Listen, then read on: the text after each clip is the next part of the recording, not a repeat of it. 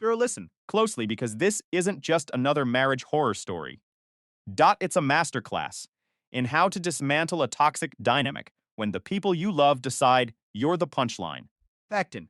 My name is Isaac M45, and I'm about to show you why you should never ever underestimate a man who has nothing left to lose. Fact. It was Thanksgiving, the kind of day that's supposed to be pulled straight from a Norman Rockwell painting. Thing.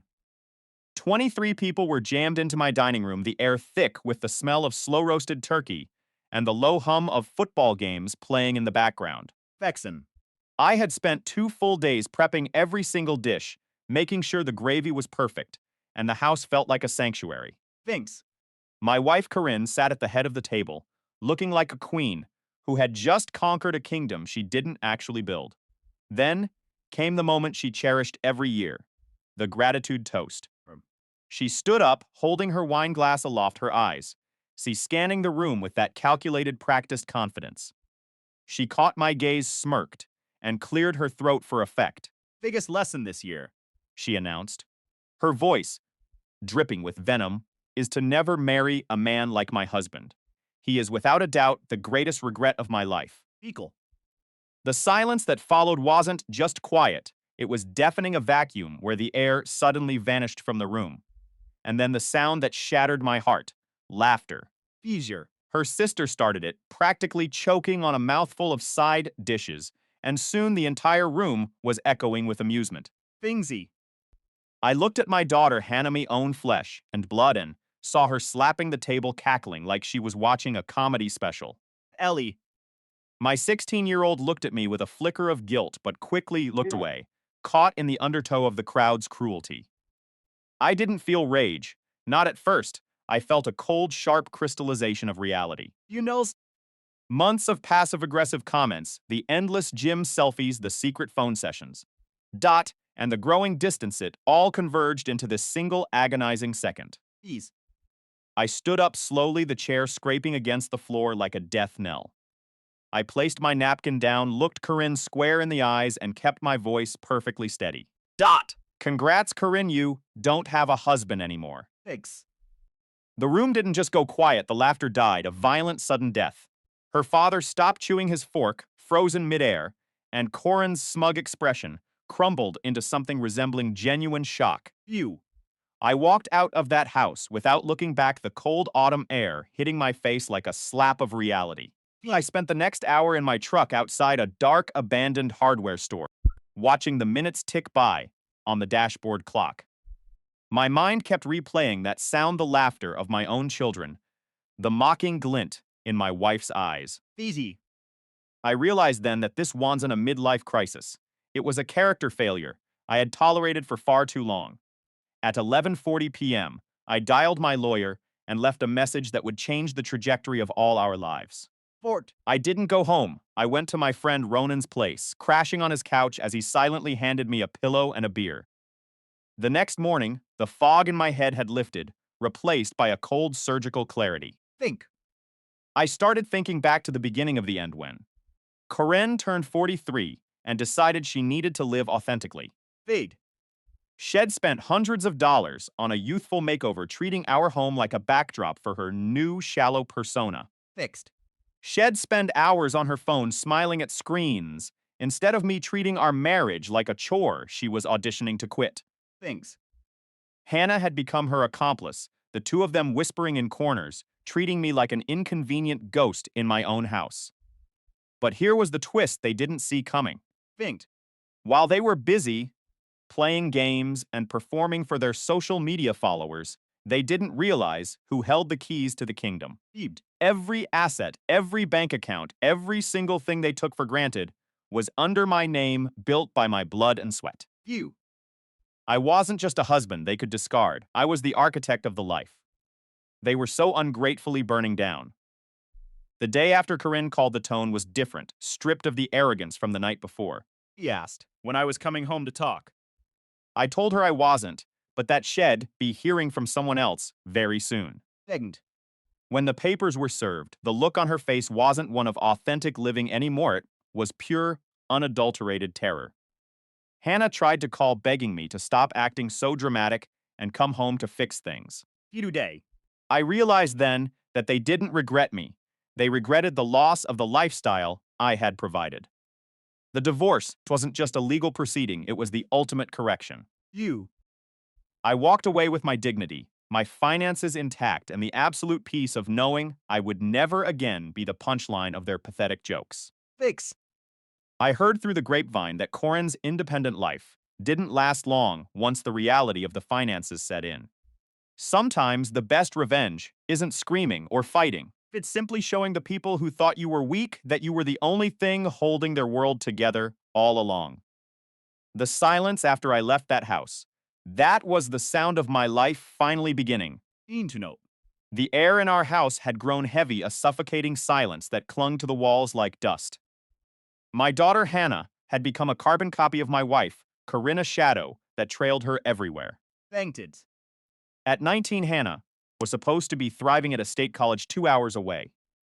But she was constantly home not to see me, but to lock herself away with her mother. Food. They'd giggle behind closed doors, trading knowing glances across the dinner table, like they were sharing a secret language I was never meant to understand. Full zen. Then there was Ellie, my 16-year-old, who sat at the opposite end of the spectrum. She was quiet, observant, and perpetually watchful, her eyes constantly darting between her mother and me with a look of hidden grief. Fusion. By the time Thanksgiving arrived, I was a hollowed-out version of myself, running on fumes and confusion. I didn't know the half of it yet, but the universe was about to pull the rug out from under my entire reality. The week after that holiday was nothing short of a nightmare. I packed a bag and moved into my friend Ronan's spare rooms, needing distance to process the slow-motion car crash my marriage had become. I only snuck back into the house when I knew Corinne was at her gym, snatching essentials and fleeing before any confrontation could occur. Her phone was a constant assault of notifications. Fixed Tade. Texts oscillating between vitriolic insults and desperate crocodile tear pleas for me to come home. Her voicemails were worse shed start by calling me ridiculous for leaving. Pivot to a cold clinical demand that we discuss this like mature adults. I didn't offer a single word in reply. Because here is the cold, hard truth. Her biting remarks at dinner weren't spontaneous flashes of anger. Fueled. They were calculated, fueled by months of contempt that had been simmering just beneath the surface. It was Ellie who finally shone a light on the rot. Finky. She arrived at Ronan's place that Sunday, her knuckles white as she gripped the steering wheel of her small car. Fried. Ronan, sensing the gravity of the moment, let her in and promptly vanished to run errands, giving us the space we desperately needed. Bing. She sat at the kitchen table, her shoulders slumped under the weight of a secret she couldn't carry for one more day. Bees darted. Her voice barely a whisper. I have to tell you something, and I need you to promise. You won't hate me for knowing. Tell me, Ellie. Mom hasn't just been unhappy. Dad, she's been seeing someone for months. Landed. Like a physical blow to my chest. But as the air left my lungs, a terrifying sense of clarity took over. It was as if a jagged puzzle piece I'd been staring at for weeks finally clicked into place. I've seen things, Dad, heard things, Shell's so careless, now she thinks. You're too blind to notice. Ellie's hands were trembling, but her gaze was steady and fierce. Tanner. He's a trainer, Jim. He's 28. 28. My wife was 43, and she was sneaking around with a boy who likely still had posters of sports cars in his bedroom. How long, Ellie? Thinking. Since at least July, maybe even longer. I saw a text on her phone when she left it on the kitchen island. It lit up with a heart emoji next to his name. That's when I started paying attention. Does Hannah know? Fuchs thing. Ellie nodded, a tear tracking a lonely path down her cheek. She's been covering for her, making up elaborate lies about where Mom is when you ask. They think it's funny, Dad. They think it's like some sort of twisted girls' club. Detail hurt more than the infidelity itself. My own child actively participating in the demolition of my life, treating my heartbreak like a punchline in a private game. Why tell me now? Feigned. Because what she said at Thanksgiving was disgusting. Ellie said, her voice rising with righteous indignation. Everyone sat there sipping wine and laughing like you were some sort of punchline. You like You deserved. The way she treats you. You deserve. The truth. Dad, I've been carrying this for months, and it's been eating me alive. I reached across the scarred wood of the kitchen table and squeezed her hand. Thank you. Ellie, thank you for being brave. Hannah told me to mind my own business when I tried to say something to her. Ellie added, shaking her head. You told me. Mom deserves to be happy, and that I should just furniture in this house. Furniture. The word burned, but it also crystallized my resolve. What are you going to do? She asked. For no yet. But I need you to keep this between us for. Now can you do that for me?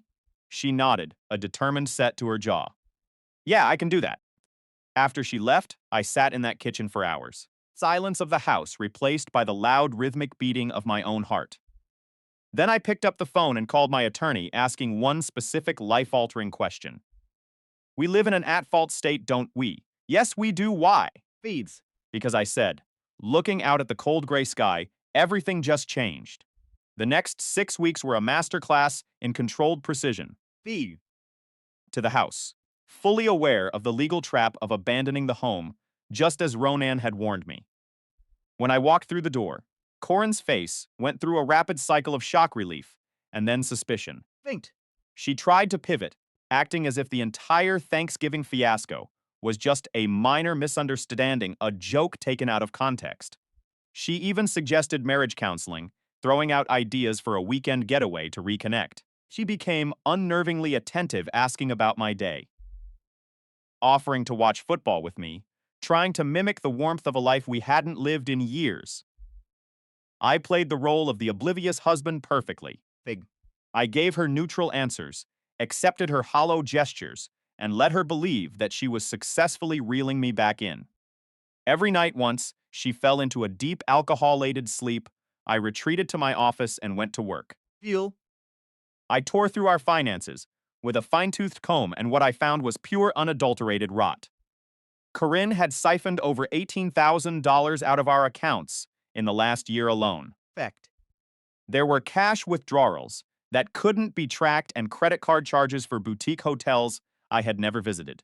4 different hotels in 4 different towns, all while she claimed to be attending corporate conferences or visiting friends. I documented every single cent. Vent. I pulled screenshots of every bank statement for the last 2 years. I cross-referenced her business trips with the charges at these hotels, creating a timeline so damning it would hold up in any court in the country. Things. I even accessed our phone records, finding a trail of late-night texts and long-distance calls to Tanner that proved the betrayal was as deep as it was long-standing. You. One night, she claimed she was at her friend Karen's for a birthday dinner. The records showed a charge at a Marriott 40 miles away. Edie. Another weekend, she supposedly went on a wellness retreat with her sister, but there were 2 nights charged to a downtown boutique hotel. Thangson.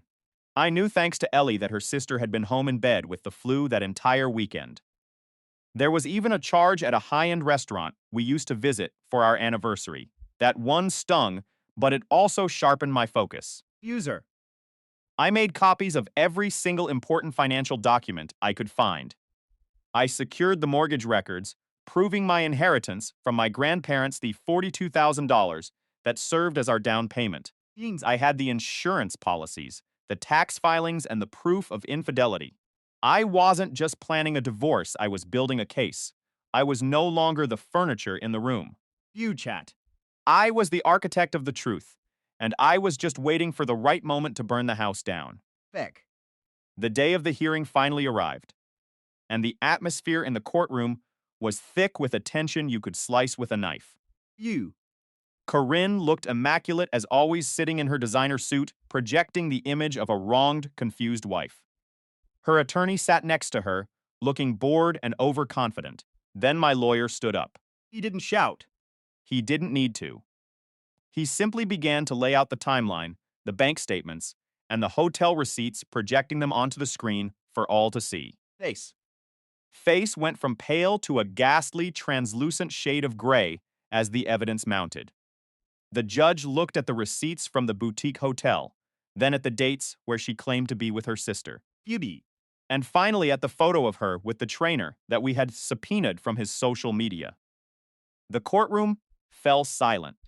Corinne's lawyer tried to object, but the judge just held up a hand, his eyes fixed on the evidence. Finged. This is not a matter of irreconcilable differences, Mrs. Miller, the judge said, His voice cold. This is a case of deliberate, calculated deception. when the verdict came. It wasn't just a win.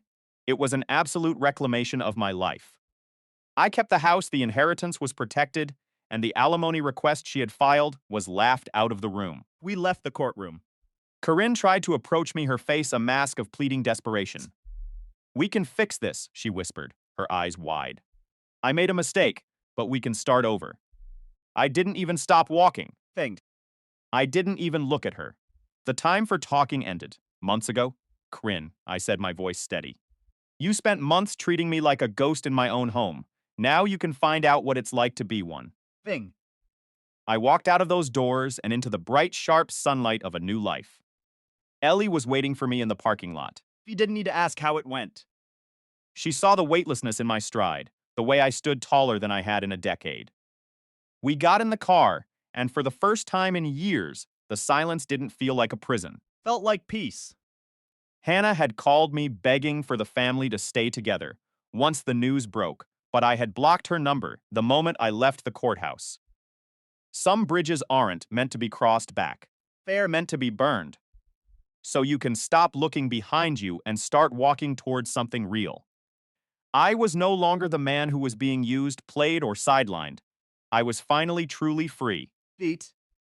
The silence in the kitchen was heavy, almost suffocating, as I stared at the stack of documents on the table. For months. I had been meticulously gathering every shred of financial evidence, tracking where our life together had quietly bled out. Fix it. My grandparents' inheritance, the $42,000 down payment on our home. Every cent was fully documented, traceable, and legally shielded. Things. Ronan, my rock, through this nightmare, spent 2 nights a week helping me organize the files, his dining room table, serving as the war room for my new reality. Through the timeline. I'd crafted, his eyes sharp, as he scanned the evidence. This is comprehensive, he said, tapping a folder. She won't have a single leg to stand on when this hits the courtroom. Figs. That's exactly the plan, I replied. My voice steady for the first time in weeks. I had also reached out to Carver, a friend deep in the world of property management, asking him to look into the man Corinne thought she was hiding. Bats. The report he brought back was staggering. Tanner was a financial catastrophe, a man evicted from his previous apartment for missed rent, and currently deep in the hole for his current one. Ghost. Living on borrowed time, his leased car overdue for payments, and his entire social media persona built on a foundation of debt. Your wife is basically his personal ATM. Carver told me, his tone dry. Fingjin. Based on these numbers, she's funneled at least 12 grand into this guy over the last year alone. Thing. Designer sneakers, an expensive watch, gym clothes that cost more than my first Carol charged to our joint accounts while she claimed she was just out buying groceries. The irony of the situation was a bitter pill to swallow. We had traded a decade of our marriage for a man who couldn't even pay his own phone bill. I sat down with my attorney Polak, who explained that in our state, adultery was a powerful card to play. Fizzes are good, Polak advised, but paper trails are golden. We need the physical evidence, he texted, the receipts, the proof that marital funds were squandered. I knew exactly where to find it. Remember. Corinne finally slipped up, leaving her tablet unlocked on the counter while she went to shower. I had 5 minutes, and I used them to capture everything. The screen was a graveyard of our marriage. Fusions. Months of messages with Tanner, explicitly graphic and undeniably intimate. There were plans for secret hotel stays and gym trysts, but the true dagger was a conversation from November. Peace. Corinne was complaining about the Thanksgiving dinner, about how much she hated pretending to be a wife. I'm thinking of saying something to make him finally get the message she had typed to him. Tanner's response was a simple mocking, laughing emoji and a cold savage. She hadn't just cheated. She had orchestrated my public humiliation as a calculated step to end the marriage. I didn't hesitate. Feud. I handed everything over to Polak, And on January 3 after, our daughter, Hannah, had safely returned to schoolie moved to strike. 3. I waited until Corinne and our other daughter, Ellie, were home, before the process server arrived at 9 a.m. I was at Ronan's, waiting for the inevitable. 20 minutes later, my phone buzzed with a message from Ellie. Done, she's screaming. Corinne called me 14 times that morning. On the 15th call, I finally answered. Are you out of your mind? She shrieked. The moment I picked up, you're divorcing me over one comment at dinner. Filing Corinne. I said, my voice ice cold. It's not about the comment. What the hell is that supposed to mean? Means I know about Tanner. I know about the hotels. I know about every single dollar you stole from our accounts to fund his life. Ruined. The silence on the other end was absolute a dead void that stretched on for 10 agonizing seconds. You went through my private messages? She finally whispered, her voice trembling. You debt. I went through our financial records, looking for the truth. I corrected her. What I found was evidence of adultery and financial misconduct. Her tone shifted instantly, losing its edge, becoming desperate. Thing. Please, we can talk about this. I made a mistake. You made a choice, I snapped. You made that choice repeatedly for months while using our family as a cover and our money as your piggy bank. Please just let me explain. He said. I don't need an explanation, I said and hung up. I turned off my phone, the weight of the last year finally starting to lift as I picked up a hammer to help Ronan finish his fence. Thinking. The following days were a whirlwind of legal maneuvering. Corinne's attorney tried to paint me as the villain, claiming I was an emotionally distant husband who forced her into an affair. Fend. Polak didn't even argue he simply pushed our evidence folder across the table. Not Dot. He showed them the hotel receipts that matched her work trips, the bank statements detailing the designer clothes she bought for her lover, Phase end. and the text messages detailing her plan to humiliate me at Thanksgiving. 3 days later, her attorney called back, his voice sounding completely drained. Fuve. He had spent hours trying to explain to Corinne that her dream settlement wasn't going to happen, that the law, the evidence and reality were all aligned against her. You get. Attorneys hate clients who refuse to see the truth, and he was clearly finished trying. But just as the storm seemed to be calming, a new shadow emerged. Thinged. Hannah, our daughter, suddenly inserted herself into the chaos, arriving at my front door with a look I didn't recognize. She wasn't crying, and she wasn't angry. She was holding her own phone, and the look in her eyes suggested that the real endgame was only just beginning. Dad, she said, her voice eerily calm. You think you found everything, but you didn't. He stepped inside, holding out her device as if it were a weapon. Corinne didn't just spend money on him, she continued. She recorded you. My blood ran cold. What do you mean recorded me? he asked. My grip, tightening on the doorframe. She's been hiding mics in the house for months. Dad, I found the cloud account. She's not just trying to win the divorce. She's trying to destroy your career too. Fingled. The revelation hit me like a physical blow, a sudden reversal of fortune that I hadn't prepared for. Everything I thought I had controlled was now suddenly back in the balance. You. I looked at the house at home I had fought to protect and realized the war was far from over. I looked back at Hannah, my heart breaking for what she had been forced to witness. Show me, I said, my voice barely a whisper. Fix. As we walked into the living room, I realized that justice wasn't something you were handed. It was something you had to dig for, even when the ground was covered in traps. I took the phone ready to listen to the sounds of my own destruction. Knowing that if I survived this, I would finally be free. The screen flickered to life, showing a file dated just 2 days ago. Thick. Coronie's voice echoed through the room, cold and calculating, planning a final blow that would have ruined me permanently. But she had forgotten one thing. He had forgotten that in her arrogance, she had used our daughter's tablet to upload the files. And Hannah had been watching all along. Ready to finish this? Hannah asked, her voice steady. Vent. I looked at her, then at the device, and a grim smile finally touched my lips. Yeah, I said, let's finish it. The game was no longer about the house or the money. About survival, and for the first time in years, I was the one holding all the cards. The screen shifted again, revealing a list of names. People Corinne had tried to bribe to testify against me. Feudin. It was a roadmap of her downfall, and I was going to follow it to the very end. Dot, get the car, Hannah, I said. It's time we pay a visit to her attorney. The silence that followed wasn't suffocating anymore. It was the sound of a closing chapter. And for the first time, I was the one holding the pen. Dot scene, a dimly lit office. The sound of a ticking clock is act. The protagonist sits back in his chair.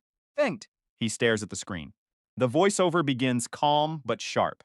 The silence in the house was the loudest thing I had ever heard. End. It had been weeks since the divorce papers were signed, but the echoes of Corny's betrayal still clung to the curtains.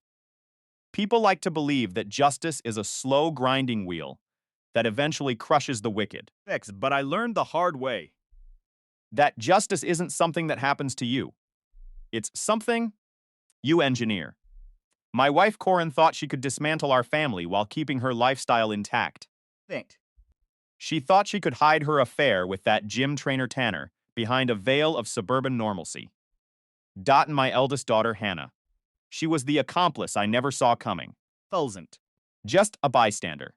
She was the silent architect of my humiliation. When the papers were finally served, Hannah didn't call to ask if I was okay. He called. To scream that I was a heartless monster for holding her mother accountable. How could you do this to our family? Dad, she shrieked over the phone. Boot. I sat there gripping the edge of my desk listening to her defend the woman who had burned our lives to the ground. I didn't interrupt. I didn't try to explain the bank statements, the hotel receipts, or the private messages. Things. Let her vent until the silence returned. Then I asked the only question that mattered. Hannah, how long have you known? The pause that followed was long enough to reveal everything. Thing. She tried to stammer out a defense claiming I wouldn't understand, but the guilt was dripping from her voice. She had been covering for her mother since the summer. Thing. She had treated my life like a game of cat and mouse, laughing behind my back while I paid her tuition. I realized then that she hadn't just chosen a side. She had chosen a lifestyle of deception. I hung up on her. 2 days later, She posted about letting go of toxic energy on Instagram. I suppose that's one way to describe the aftermath of being caught. The divorce negotiations were a battlefield, but I had the high ground. fingered. Corinne wanted the house, the assets, and the financial security I had spent 20 years building. But my attorney Polak was a shark in a tailored suit. We had. The screenshots, the hotel bookings, and the proof of the unauthorized credit card in my name. Every time Corinne tried to play the victim, we presented a new layer of the truth. Fusion.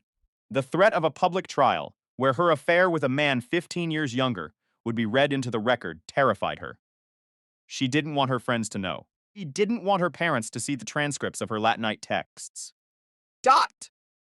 The house remained mine. The financial settlement was sliced down to the bare minimum she needed to survive, and not a penny more. Thing. I watched her crumble in the attorney's office sobbing because her leverage had evaporated. Custody was simple. Ellie, my youngest, had seen enough to know exactly who she wanted to live with. Gabru. The judge didn't even blink when Ellie laid it all out. February came with it the final signature. $8,000 in legal fees. Every single cent was a down payment on my sanity. Frumsit. But being legally divorced wasn't the end of the story. Hannah still thought she was untouchable. She was still enrolled in college, burning through my money while failing her classes. Feel. She thought the gravy train would run forever, regardless of how she treated me. She was wrong. I logged into the parent portal one last time. The reality was worse than I thought. He wasn't. Just failing. She had stopped showing up to class altogether. It was time for the final act of this arrangement. I canceled the tuition payment plan for the spring. Beans. She suddenly had to account for. I froze the secret credit card Corinne had opened in my NameD, one Hannah used for her emergencies like spa days and designer clothes. Disputed every cent of it as fraud. If they wanted to keep living in a lie, they were going to have to find a way to fund it themselves. But I wasn't finished until I looked the catalyst in the eye. Tanner. BC found his new gym a place where he thought he could reinvent himself. I waited in the lot until I saw him walking toward his silver Nissan. Can I help you? He asked, not recognizing the man he'd ruined. Tanner, right? Kept my voice low steady. Yeah, who's asking? Isaac, I said, leaning against his fender, Corin's husband, or ex-husband, now thanks to you. The blood drained from his face instantly. I didn't need to shout. Need to throw a punch. I just watched the realization dawn on him that his new beginning was nothing more than a debt that was finally coming due. I walked away without looking back. Dean. The story wasn't a tragedy and it wasn't a loss. It was a reset. I drove home, unlocked my front door, and for the first time in years, the house felt like it belonged to me. The silence wasn't empty anymore. It was peaceful. Justice wasn't a court verdict. It was the feeling of knowing that the people who tried to break me were now facing a world they had no idea how to navigate. First time in a long time I finally felt like I could breathe. You? He stared at me, his eyes wide and vacant, clearly failing to place my face for a fleeting moment. Doc Tanner, isn't it? I asked, my voice steady and cold. Yeah, who's asking? He shifted his weight, trying to project that familiar, arrogant Gimbro confidence. Isaac Corins. Husband. I let the name hang in the air, watching, as the realization hit him like a physical blow. Seasoned. Well, ex-husband now to be precise, and I have you to thank for that. The color drained from his face, replaced by a sudden frantic flush of crimson before he went pale again. He stumbled back, a step looking as if he were scanning the parking lot for an exit route. His hands, usually so steady, while lifting heavy iron, started to tremble uncontrollably. It was almost laughable all that time. Spent sculpting his physique. All that ego, and he looked ready to collapse at the sight of a middle-aged office manager. Relax, I said. Keeping my tone deceptively friendly, I'm not here to start a brawl. Actually, I wanted to express my gratitude. Thank me? His voice cracked high and thin. Absolutely. I continued my smile, not reaching my eyes. You see, your little affair saved me about $50,000 in the divorce settlement. Yo. From the bottom of my heart, thank you for being so reckless with those text messages. He didn't know how to respond, simply standing there, looking physically ill, as the weight of his stupidity finally sank in. Look, man. I didn't know, he stammered, pathetic and small. Oh, I'm sure you did, I replied, savoring the way he squirmed. I pushed off from his car and smoothed out my jacket, feeling a strange sense of clarity wash over me. Feast it. One more piece of advice, I added, lowering my voice. Small towns have long memories. Corin's social circle is quite connected, and once word gets out about the personal trainer who destroys marriages, Beauty, your client list is going to shrink very, very quickly. I walked away without looking back, leaving him in the silence of his own consequences. I didn't need to check if he was watching. I already knew he was crumbling. To Carver. I heard that Tanner eventually left the big commercial gym to do private sessions in clients' homes. It was quieter that way. I suppose no nosy coworkers, no locker room gossip to navigate. Finn. Whether he made the switch because of our encounter or because the rumors were already poisoning his reputation. I didn't care. Finction. Carver also mentioned that Tanner moved back in with his parents just 2 months after the final decree. Fingting. The Instagram posts, once filled with luxury gym selfies and expensive protein shakes, became significantly less frequent after the money dried up. You. Corinne tried to keep the charade going for a while, but Tanner went cold as soon as the alimony checks and gifts stopped flowing. He eventually blocked her number and ghosted her entirely. The fantasy was never going to last without a steady stream of funding, but things fell apart for them with startling speed once the reality of their situation set in. Thengjins. Corinne's first apartment was a grim little place, a tubed room unit on the outskirts of town, where the walls were thin and the neighborhood was loud. She complained about everything. Thing, the noisy neighbors. The poor water pressure, the lack of space. She complained about everything, in fact, except for the poor decisions that had landed her in that exact spot. Finked. Without my income to subsidize her lifestyle, the facade shattered overnight. The credit cards she had used to maintain her curated life were maxed out within 8 weeks. Bent. Her gym membership was terminated when the bank declined the payment. She had to trade in the high-end SUV V for a beat-up decade-old Corolla because the monthly payments were drowning her. Expensive serums, the designer wardrobe. The ring light for her vanity all of it had to be sold off just to make rent. Her social circle, which she once thought was impenetrable, dried up almost instantly. Fushi. Word about the affair had traveled fast, and nobody wanted to be seen with the woman who had traded her marriage for a trainer, half her age, only to be caught with digital evidence. Pipian. Even her sister Vivian eventually confessed to Ellie that Shed lost respect for Corinne long before that final Thanksgiving. The midlife crisis that had triggered this entire collapse had hit a brick wall. Friend. Without the thrill of the affair and the financial cushion to keep up appearances, Corinne was finally forced to stare into the mirror of her own choices. Vincent. The last I heard, she had started attending church and posting cryptic quotes about spiritual journeys on social media. Make of that what you will. Hannah's path turned out exactly as I had foreseen. Fischl. Without my tuition checks arriving on time, she had to scramble for high-interest emergency loans halfway through the semester. The debt was astronomical, the stress was suffocating. Fend. And the credit card dispute meant Corinne was personally liable for the $3,000 in unauthorized charges. When the final grades were posted, Hannah ended up on academic probation anyway. Vect.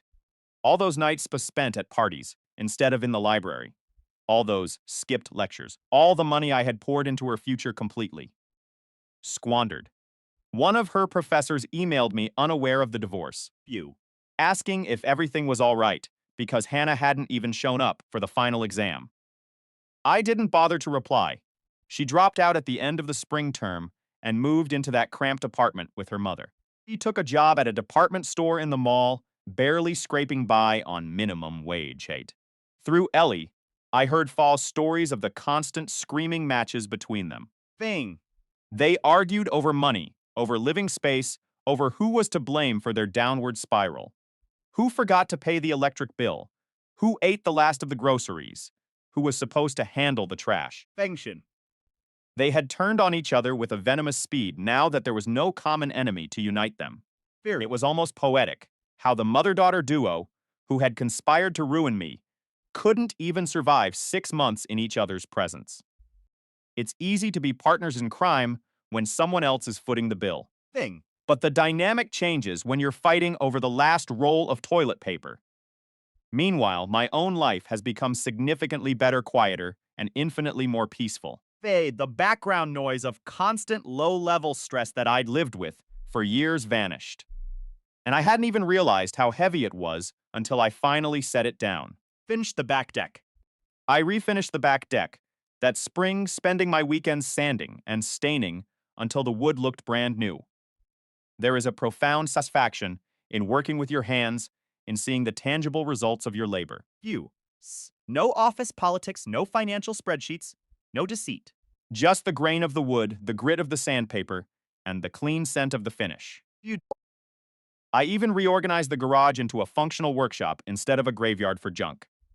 Corinne had filled it with years of discarded clutter, clothes she never wore, Fitness equipment she used twice. and holiday decorations for parties we hadn't hosted in a decade. Rented a dumpster, cleared it all out in a single weekend, and built custom shelving. For the first time in my life, I felt like I was actually home. The garage used to be a museum of Corinne's whims. There were designer clothes. She never wore expensive gym equipment. She touched exactly twice. Fuse it. And bins of holiday decor for parties we hadn't hosted. In years, I didn't ask for permission. I rented a dumpster, spent an entire weekend clearing out the ghosts of our failed life, and built solid, honest shelving. Feud. I hung my tools, exactly where I could reach them, claimed the space as mine, and started fishing again on Saturday mornings. Something I'd abandoned years ago because Corinne used to roll her eyes and call it a waste of time. Fitting by a mirror still lake at 6 a.m. Watching the fog burn off the water. In silence was the medicine I'd been starving for. Just me, the bait, and the beautiful heavy quiet. Ellie and I found a new rhythm too. Fuse. Sunday breakfasts became our sanctuary, and we'd binge-watch movies on weeknights when her homework was done. I taught her the things that actually matter. How to swap a flat, how to check the oil, how to jump a battery. She made the honor roll that semester, her grades soaring for the first time in years. She started dating a boy from chemistry named Tommy Kid, who looked like he'd seen a ghost when he met me at the door. He had a firm handshake and held my gaze. That counts for everything. One night, Ellie told me, Dad, I feel like I can finally breathe in this house. True. Ronan and I grew closer too, our weekly lunches turning into a ritual I genuinely craved. My circle was smaller, but the foundation was steel. The people in my life finally had my back. Fanny. And then early in May, the past pulled into my driveway. I was in the garage, hunched over a 1960s Zenith radio. I was painstakingly restoring. I heard a car door slam, and when I looked up, there was Hannah. He was climbing out of that beat-up. Civic Corinne had bought her after the split. She looked hollow, thinner than I remembered, and not in a way that looked healthy. Binged.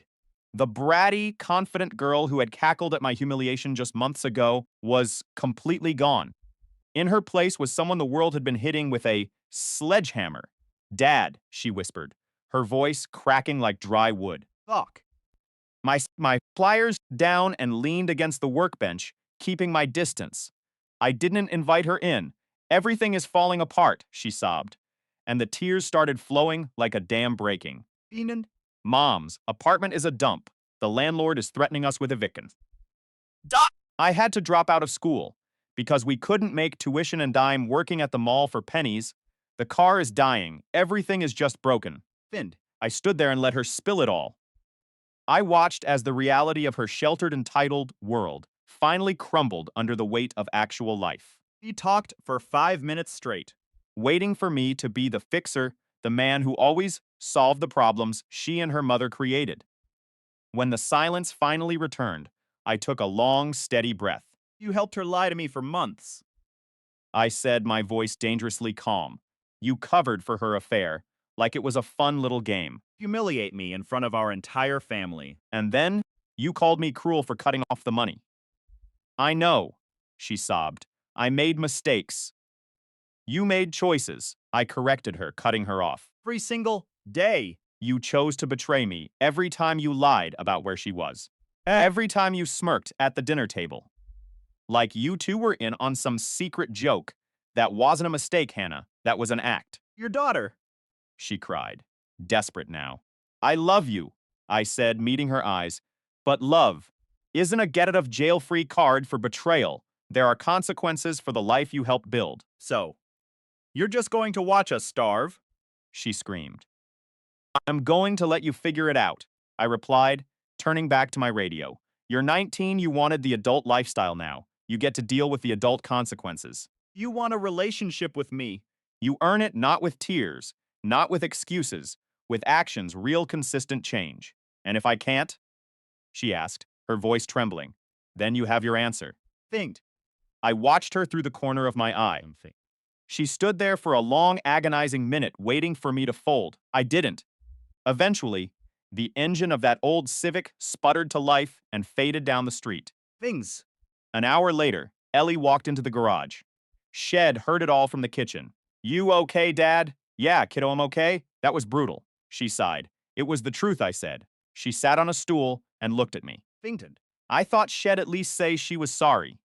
People only apologize when they feel guilt. She was just feeling the loss of her convenience. Ellie leaned in and gave me a long, tight hug. I'm proud of you, Dad. Thanks, kiddo. I'm proud of you too. That night, I sat on the deck it built with my own two hands watching the sun dip below the trees. The house was quiet, peaceful. You. Corinne once called me her greatest regret in front of everyone we knew. Well, she did me a favor. I'm nobody's regret anymore. And I'm certainly nobody's punchline. You. The house was silent, a heavy, suffocating kind of quiet that echoed against the empty walls. I stood in the middle of the living room, looking at the life I had built for 10 years now, reduced to dust. E.g. My wife Hannah had stood in front of all our friends and family just 2 days ago, calling me her greatest regret. She said it with a smile, a cruel, sharpened dagger of a smile that made everyone laugh at my expense. Phasian. Corinne, her sister, had stood right beside her, whispering something that made Hannah laugh even louder. looking at me like I was some pathetic bug under her shoe. View this. I was the punchline of their twisted game, the man who provided everything while they plotted behind my back, Misk. And for the longest time, I believed I was the problem, that I wasn't enough. Fingsin. But looking at the bank statements and the forged documents I found hidden in the designer handbags she needed for her work, the truth finally set in. She didn't just want a divorce. She wanted to strip me of every single cent, using our shared accounts to fund a life I wasn't invited to. Fishin. The conflict started when I noticed the inconsistencies in our monthly budget, the business trips that always seemed to land at a Marriott near the city center. Fixing. I hired an attorney, a shark named Pollack, who didn't care about feelings, only about the cold, hard numbers. Feed. Hannah thought I was still the blind, obedient husband, ready to hand over the house and the savings without a fight. First turning point came. When I intercepted a voicemail meant for her secret friend, a guy named Tommy, detailing how she planned to leave me destitute by December. Didn't cry. I didn't scream. I just started recording every single interaction, every conversation, every shred of evidence. You woke up. The second turning point was the morning she woke up to find the locks changed and a formal notice on the door. He called me screaming. Her voice cracking with a mix of rage and genuine confusion, as if she truly believed she was the victim. How could you do this, Isaac? She hissed through the phone, her voice sounding thin and desperate. You're the one who said I was your greatest regret.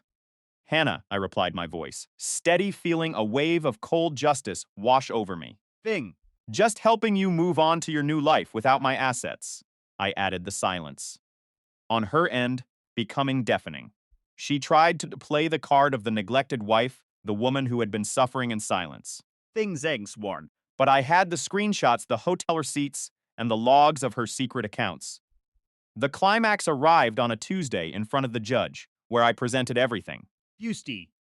From the forged signatures on the mortgage documents to the stolen funds hidden in offshore tax-free accounts. Face. Her face drained of color as the judge reviewed the evidence, realizing that her master plan had just become the blueprint for her legal downfall. There was a final painful moment where she looked at me, Thep. hoping for a flicker of the man who used to love her, but found nothing but a void. Fiends. The plot twist was that she thought I was alone in this, but I had reached out to her parents months ago, showing them exactly who their daughter had become. She walked out of that courtroom. She had no house, no alimony, and no family left to turn to. I, on the other hand, walked into the sunshine feeling lighter than I had in years, knowing that I was finally free. Faint. I am nobody's regret, and I am definitely nobody's punchline anymore. Guys, we are so close to hitting 1,000 subscribers on this channel, and every single one of you matters. Subscribed. Please consider hitting that button, as it truly helps us grow and continue sharing these stories. Thank you for being part of this journey and helping turn a nightmare into a new beginning.